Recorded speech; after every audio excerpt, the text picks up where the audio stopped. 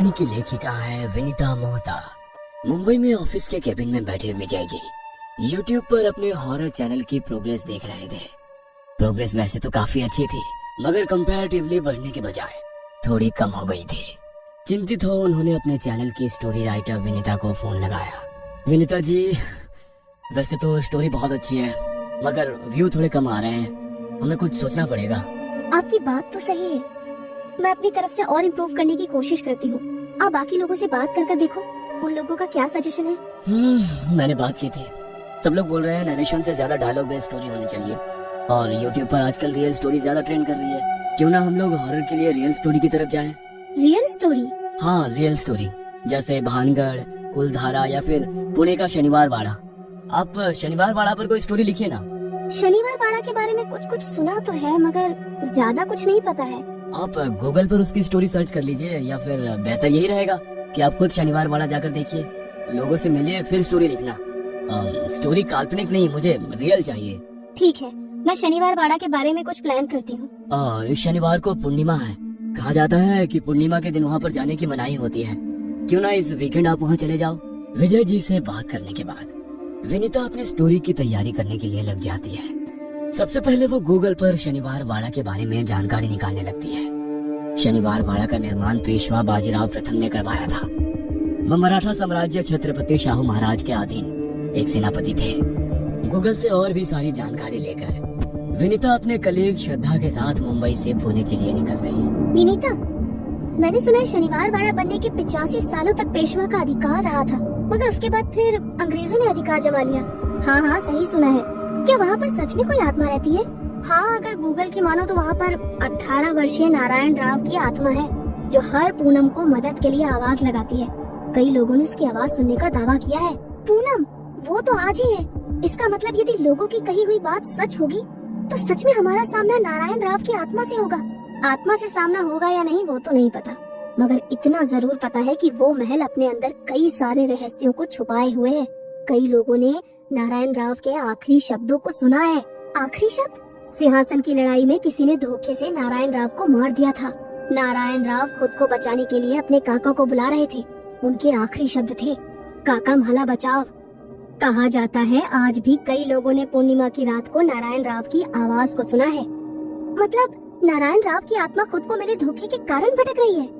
हाँ, शायद। इस महल के बारे में एक और कहानी है।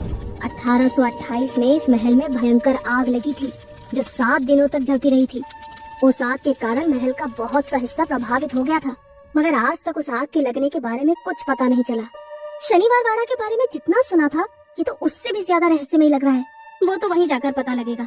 दोनों बातें करते करते शनिवार वाड़ा तक पहुँच चुकी थी। उस महल की खूबसूरती आज भी बरकरार है, यह देख दोनों हैरान थी। इस महल को बनाने वाले कारीगरों का जवाब नहीं, आज भी कितना खूबसूरत लग रहा है। श्रद्धा, अपना कैमरा रेडी रखो, कुछ लोगों के इंटरव्यू लेंगे और पूरे महल की रिकॉर्डिंग करेंगे, ताकि ब्लॉग बनाने में कोई भी दिक्कत ना हो। और हाँ, एक बात का विशेष ध्यान रखना, हम लोगों को रात होने के पहले यहाँ से निकलना है।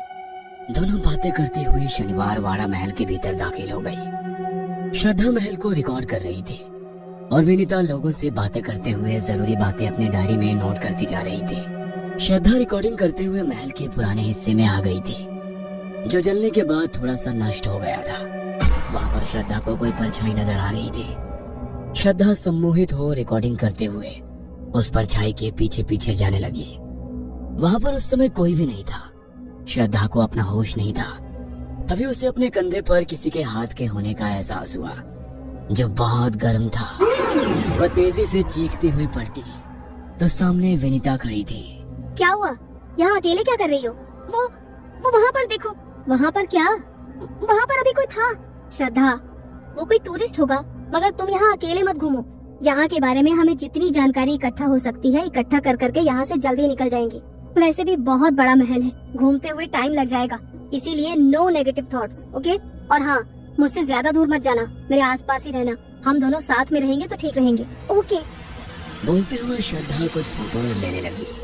अचानक उसे कैमरे में से एक दीवार पर खून के धब्बे ताजे नजर आ रहे थे। खून बह रहा था। कैमरा हटाकर जैसे उसने दीवार की तरफ देखने लगी, तो वहाँ पर कोई धब्बा नहीं था। श्रद्धा को लगा कि ये उसके मन का वहम होगा। मगर फिर भी वो तुरंत विनीता के पास जाकर खड़ी हो गई। विनीता किसी से बात कर रही थी। तभी श्रद्धा को विनीता के पीछे एक मराठा सैनिक नजर आने लगा। वो अपनी लाल आंखों से श्रद्धा की तरफ ही घूर रहा था। श्रद्धा डर के मारे पीछे की तरफ हटने लगी और वो पीछे हटते हुए एक दीवार से जाकर टकरा गई। दीवार एक गुप्त कमरे का दरवाजा था। श्रद्धा उस दीवार से कमरे के भीतर दाखिल हो गई। कमरे में चारों ओर अंधेरा था। उसे बाहर निकलने का कोई रास्ता नजर नहीं आ रहा था। वो वहीं से विनीता को आवाज देने लगी। विनीता, कहाँ हो तुम? Please help me Vinita. इस तरफ कुछ देर बाद विनीता को श्रद्धा का ध्यान आया तो वो वहाँ पर नहीं थी। विनीता उसका फोन ट्राई करने लगी मगर फोन नॉट रीचेबल था। अब ये श्रद्धा कहाँ चली गई? कहाँ ढूंढूं उसे? फोन भी नहीं लग रहा है। शाम का वक्त भी हो गया है, हमें यहाँ से निकलना भी है। श्रद्धा, कहाँ हो तुम? प्लीज मजाक मत करो। विनीता को समझ नहीं आ रहा था कि वो क्या करे। डर के कारण उसके शरीर से पसीना निकल रहा था। टूरिस्ट अब उस महल को छोड़कर जाने लगे थे। कुछ ही लोग बचे थे जिन्हें गार्ड महल के बाहर निकाल रहा था। मैडम जी, बाहर चलिए, अब इसे बंद करने का समय हो गया, इसलिए सभी को महल से बाहर निकलना है। मेरी कलीग नजर नहीं आ रही है, प्लीज इसे ढूंढने में मेरी मदद करो। देखिए, वो भी दूसरे लोगों के साथ बाहर निकल गई होंगी, आपको बाहर मिल जाएंगे, प्लीज अभी महल खाली करो। बोलते हुए गार्ड दूसरे लोगों को निकालने के लिए चला गया। श्रद्धा मुझे बिना बताए कहीं नहीं जा सकती। वो इसी महल में है, मगर कहाँ? मुझे उसे ढूंढना होगा। एक तरफ विनीता श्रद्धा को ढूंढ रही थी, दूसरी तरफ श्रद्धा कमरे से बाहर निकलने का रास्ता ढूंढ रही थी, मगर अंधेरे में उसे कुछ भी समझ में नहीं आ रहा था। वो चलते हुए दूसरे कमरे में पहुंच गई, जहाँ पर लगभग 18 वर्षीय बालक मराठा सैनिकों की वेशभूषा में खड़ा था। पास एक बुजुर्ग राघव बा खड़े थे।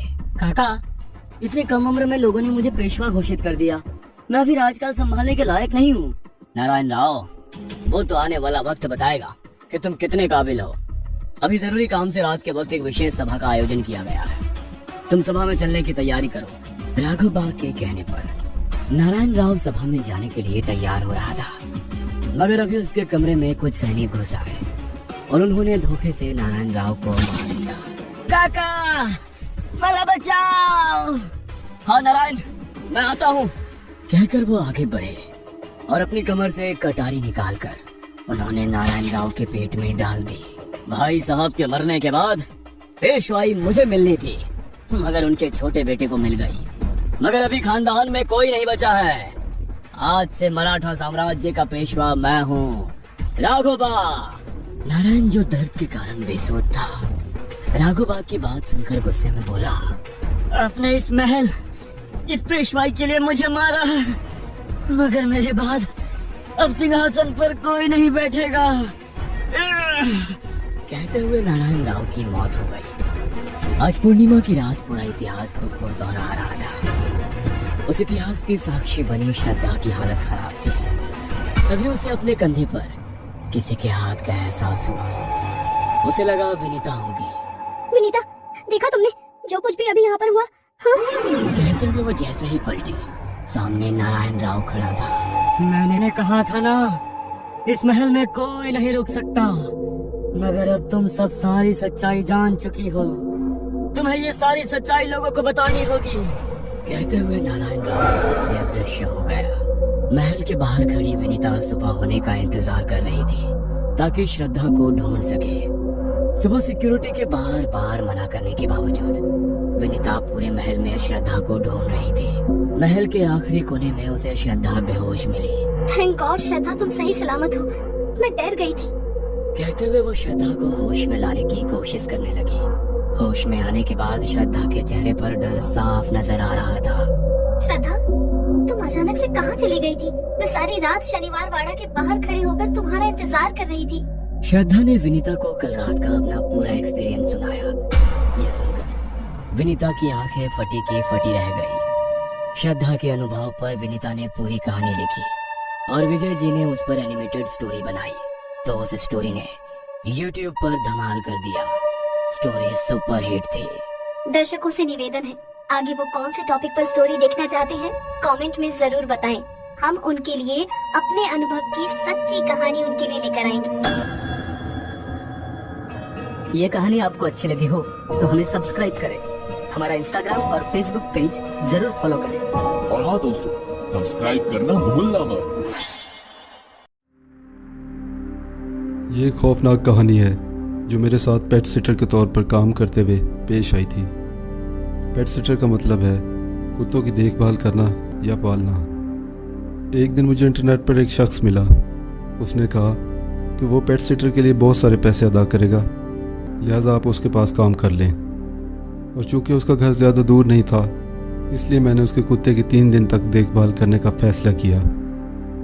जब मैं उसके घर के सामने पहुंचा तो दरवाजे पर लिखा हुआ था, caution, be aware of dog, यानी कुत्तों से होशियार रहो का निशान बना हुआ था। और हवा में सड़े हुए खाने की बू आ रही थी। मैंने दरवाजे पर दस्तक दी और अंदर से एक आदमी की आवाज़ सुनी।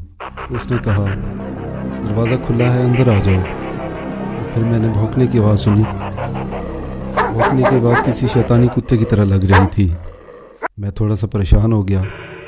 जब मैंने दरवाज़ा खोला और अंदर गया तो मुझे घर में कोई नज़र नहीं आया। मैंने कहा, कोई है यहाँ? और मैं कुत्ते को कमरे में हाँफते हुए सुन सकता था।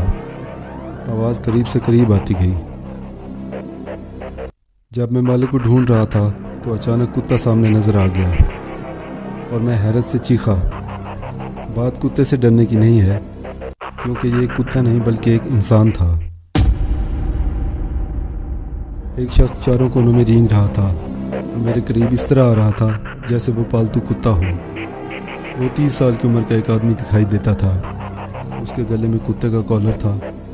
उसने खाल की तरह का कपड़ा पहना हुआ था जिसने उसके पूरे जिस्म को ढांप रखा था, और उसकी हिप के साथ एक मसनूई दुम लगी हुई थी। उसने मुझसे कहा कि आप वो हैं जो अगले 3 दिन तक मेरा ख्याल रखेंगे। आपसे मिलकर बहुत खुशी हुई। उसने अपनी हिप को ज़ोर से हिलाया तो उसकी दुम हिल रही थी। अब वो चारों तरफ चलते हुए किचन की तरफ जाने लगा और बोला, खाना यहाँ है। ये वो गोश्त है जिसे ढूंढना बहुत मुश्किल है। उसने अपना हाथ इस तरह हिलाया जैसे कुत्ता अपने बच्चे को बुला रहा हो। जो ही उसने दरवाज़ा खोला तो अंदर गोश्त के गहरे सुर्ख टुकड़ों का ढेर लगा हुआ था। ये देखकर तो मेरे रोंगटे खड़े हो गए और मैं पीछे हट गया। वो मेरी तरफ भागा और उसने अपना सर मेरी टांगों में आके दे मारा और मैं ज़ोर से चीखा और कहने लगा कि आप इसी तरह खाली हाथ मेरे सामने खड़े रहने के लिए तैयार हैं? मेरा सर दबाओ, प्लीज़ मेरा सर दबाओ। मैं इतना उलझा हुआ और खौफज़दा था कि मैं चीख पड़ा। फिर वो मेरे हाथ चाटने लगा। चंद सेकंड बाद एक खौफनाक बदबू मेरी नाक से टकराई और मुझे तो चक्कर आने के साथ साथ वोमिटिंग भी होने लगी। जब वो भौंकने लगा तो मैंने उसे हाथ से पीछे धकेल दिया और मैं दरवाजे की तरफ भागने लगा। उसके भौंकने की आवाज़ बिल्कुल कुत्ते जैसी थी। मैंने लात मारकर सामने का दरवाज़ा खोला और भागने लगा, और भागते हुए मैंने पीछे मुड़कर देखने की गलती की। वो बहुत तेज़ रफ्तार से मेरे पीछे भाग रहा था। मैं इतना घबरा गया था, मुझे लगा कि मैं बेहोश हो जाऊंगा। मैं मदद के लिए पागलों की तरह चीखता रहा, मेरी मदद करो, यहाँ एक पागल कुत्ता है, प्लीज़ मेरी मदद करो। लोगों ने अपने सर खिड़कियों से बाहर निकाले और देखा कि क्या हो रहा है। जब उन्होंने इस आदमी को मेरी तरफ भागते देखा तो उनकी आंखें खुली की खुली रह गईं। इससे पहले कि मैं कुछ जान पाता, वो पागल कुत्ता मेरे सामने आ गया और उसने हाँफना शुरू कर दिया और मुझे काटने के लिए उसने अपने होंठ खोलकर दांत दिखाना शुरू कर दिए। मैं उसके काले स्याह मसूड़े और पीले दांत देख सकता था। वो गर्दार आवाज़ के साथ मेरे ऊपर झपटा। मेरी टांगें पागलों की तरह कांप रही थी।